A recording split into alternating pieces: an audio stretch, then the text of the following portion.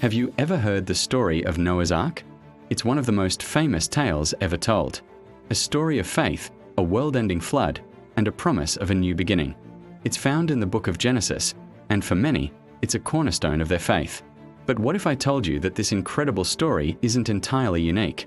What if the tale of a great flood that resets the world existed long before the Bible was even written? Today, we're re-diving deep into the ancient past to uncover the other flood stories that might just change the way you see Noah's Ark forever. Let's start with the story we all know. In the book of Genesis, God looks upon the world and is deeply saddened by the wickedness of humanity. He decides to start over, to wash the world clean with a cataclysmic flood. But amidst the corruption, one man, Noah, is seen as righteous and pure.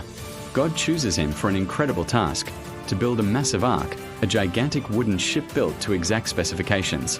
God instructs Noah to bring his family aboard, his wife, his 3 sons, and their wives. And, in an incredible act of conservation, he is told to gather 2 of every kind of animal, a male and a female, to preserve life on earth.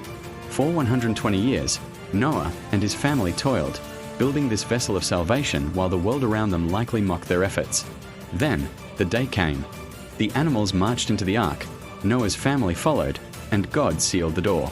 For 40 days and 40 nights, rain poured from the heavens, and waters surged from the deep. The flood was so immense that it covered the highest mountains, and every living thing on the face of the earth perished. Only those safe inside the ark survived the watery apocalypse. After 150 days, the waters began to recede, and the ark finally came to rest on the mountains of Ararat. To check if the land was dry, Noah first sent out a raven, which flew back and forth. Then he sent a dove. The first time, it returned with nothing. The second time, it came back in the evening with a freshly plucked olive leaf in its beak. This was the sign Noah had been waiting for. The world was ready for life again. When they finally emerged from the ark, Noah built an altar and made a sacrifice to God. In return, God made a sacred promise, a covenant with Noah and all of humanity. He promised never again to destroy the earth with a flood, and as a beautiful, vibrant symbol of this promise, he set the first rainbow in the sky. It's a powerful story of destruction, survival, and divine promise that has resonated through millennia. But this is where the story gets even more fascinating. Long before the story of Noah was written down, other civilizations in the ancient Near East were telling their own tales of a world-destroying flood. Let's travel back to ancient Mesopotamia, the cradle of civilization, and look at the Epic of Gilgamesh. This is one of the oldest surviving pieces of literature in the world, and hidden within its clay tablets is a story that is shockingly similar to Noah's. The hero of this story isn't Noah, but a man named Utnapishtim. In the epic, the great hero Gilgamesh, terrified of his own mortality, seeks out Utnapishtim, the only man to have ever achieved immortality. Utnapishtim then tells Gilgamesh how he survived a great flood sent by the gods. He explains that the gods, led by the powerful Enlil, were angry at humanity because their noise was disturbing the gods' sleep. So, they decided to wipe them all out with a flood. However, one god, Ea, was sympathetic to humankind. He secretly went to Utnapishtim and warned him of the impending doom. Speaking through the reed wall of Utnapishtim's hut, Ea told him to tear down his house and build a massive boat. He even gave him specific dimensions for the vessel. Just like Noah, Utnapishtim was instructed to bring his family, his relatives, the craftsmen who helped him, and the seed of all living things onto the boat. Once everyone was aboard, the storm began. The description is terrifying, a storm so fierce that even the gods were frightened by its power. For 6 days and 7 nights, the wind and water raged, submerging everything. When the storm finally subsided, Utnapishtim looked out and saw nothing but water. His boat, like Noah's Ark, eventually came to rest on a mountain, Mount Nimish. To find dry land, Utnapishtim did something familiar. He sent out birds. First a dove, which returned. Then a swallow, which also returned. Finally, he sent out a raven, which found food, waded in the water, and did not come back. This was his sign. Utnapishtim and his family emerged, and he made a sacrifice to the gods, who gathered around the offering like flies. As a reward for surviving and preserving life, the gods granted Utnapishtim and his wife eternal life. The parallels are undeniable. A divine warning, a massive boat, saving family and animals, the flood, landing on a mountain, sending out birds, and making a sacrifice. But the Epic of Gilgamesh isn't the only one. There are even older versions. The Sumerian flood story, found on a single, fragmented tablet from around 1600 BC, tells of a pious king named Ziusudra. The gods, again, decide to destroy humanity, but the god Enki warns Ziusudra, telling him to build a large boat to save himself from the coming flood. The text is broken, but it describes a terrible storm that rages for 7 days and 7 nights before the sun god, Utu, reappears. Ziusudra, like the heroes who would follow, makes a sacrifice of an ox and a sheep. Then there's the Akkadian epic of Atrahasis, which dates back even further, to the 18th century BC. This epic provides more context for why the gods wanted to destroy humanity. It wasn't just about sin or wickedness, but about overpopulation. Humans were multiplying so rapidly and making so much noise that the chief god, Enlil, couldn't get any sleep. He first tried to control the population with plagues and famines, but each time, the god Enki helped the humans survive. Finally, Enlil, completely fed up, decreed a final solution, a great flood to wipe out everyone.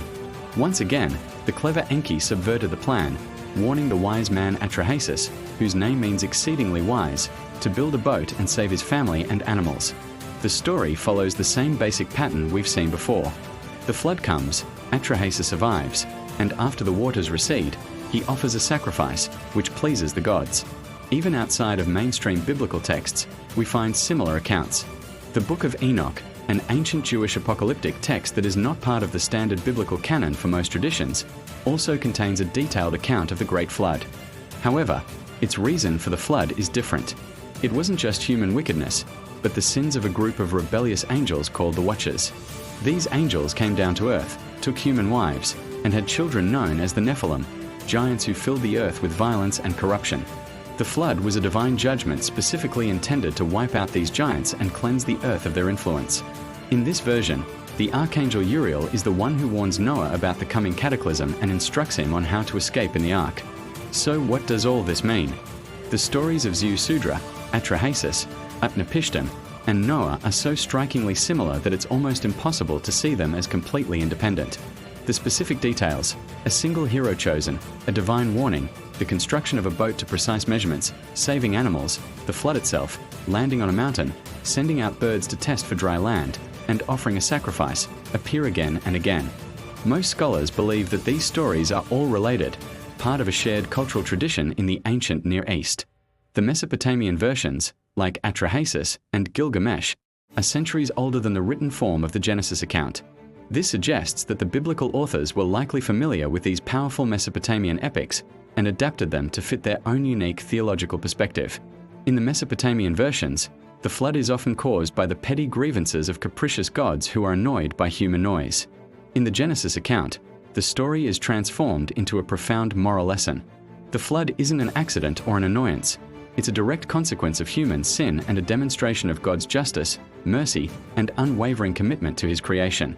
The rainbow covenant at the end of Noah's story is a unique and powerful element, shifting the focus from mere survival to a story of redemption and divine promise. Could all these myths stem from a real, historical event? Some geologists and archaeologists have proposed theories of a massive localized flood in the region of Mesopotamia, perhaps in the Black Sea or the Persian Gulf, that was so devastating it was seared into the collective memory of the people who lived there. A cataclysmic flood that wiped out entire communities would certainly have been remembered for generations, passed down through oral tradition, and eventually written down as these epic myths. As people migrated, they would have carried this core story with them, adapting it to their own beliefs and gods. Ultimately, whether you see the story of Noah's Ark as literal history, a theological adaptation of an older myth, or a powerful allegory, its connection to these ancient flood stories is undeniable. It shows us that the desire to understand our world, to explain catastrophes, and to find hope and meaning in the face of destruction is a fundamental part of the human experience, stretching back to the very dawn of civilization. These stories, from Utnapishtim to Noah, are not just tales of a great flood. They are tales of survival, of new beginnings, and of the enduring relationship between humanity and the divine. Thanks for watching. If you found this journey into the ancient past as fascinating as I did, don't forget to hit that like button and subscribe for more deep dives into history and mythology. Let me know in the comments which ancient story you'd like us to explore next. See you in the next video.